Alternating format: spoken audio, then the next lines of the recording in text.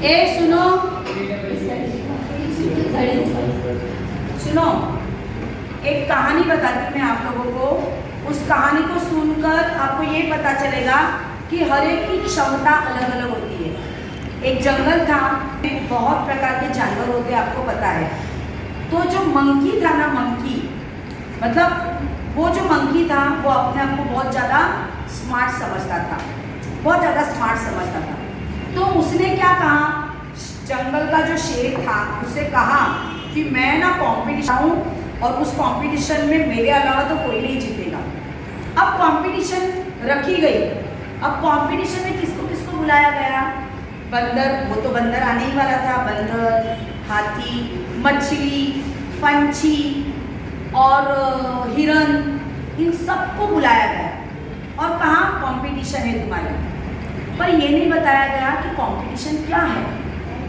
अब कंपटीशन शुरू होने के पहले कुछ रूल समझाए जाते हैं, तो रूल समझाना शुरू किया। अब कंपटीशन क्या थी? एक ऊंचा पेड़ था, उस पेड़ के ऊपर चढ़ना था, उस पेड़ के ऊपर चढ़ना था। तो बंदर को तो पता है कि बंदर तो खुद चढ़ेगा, आराम से चढ़ेगा, यहाँ तक कि पंछी भी चढ़ेगा। पर क्या हाथी चढ़ सकता है? मछली चढ़ सकती है? नहीं। या फिर हिरन है, वो चढ़ सकता है? नहीं। तो ये कंपटीशन किस मामले की, किस बात की है? तो अभी अभी जो सुमन के बारे में हुआ कि क्लास में उसको ये कहा गया, अरे ये ना, ये तो फेल होने वाली है। देखो, किसी को भी ये बोलने का अधिकार नहीं है बच्चों। हर एक के पास अलग अलग क्वालिटीज होती है। अपने अपने क्वालिटी के हिसाब से हर कोई बच्चा उस क्षेत्र में प्रवीण होता है। अगर ये बंदर तो उछल रहा है कि पेड़ पर चढ़ना है तो मेरा तो फर्स्ट रैंक ही आएगा, पर अगर शक्ति के मामले में उस बंदर को उस अखाड़े में खड़ा कर दिया जाएगा तो क्या हाथी के सामने वो जीतेगा? नहीं। तैरने के मामले में क्या उसको पानी में ढकेल दिया जाएगा तो क्या वो मछली के आगे निकल सकता है? नहीं। तो हाथी की क्वालिटी अलग है, मछली की क्वालिटी अलग है।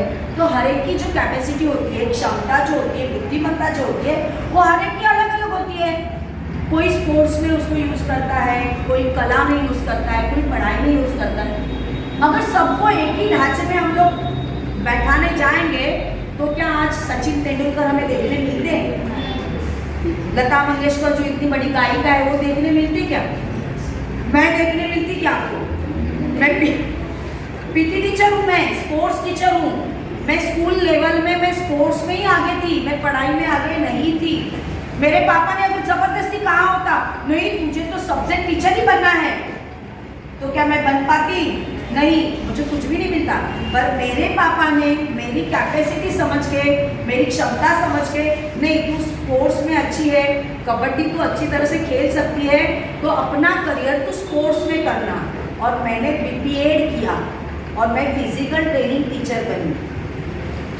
तो इस तरह से बच्चों हर एक की क्वालिटीज अलग अलग होती है, क्षमता अलग अलग होती है। तो याद रखना, कभी भी किसी को भी ऐसा कम नहीं ये करना है।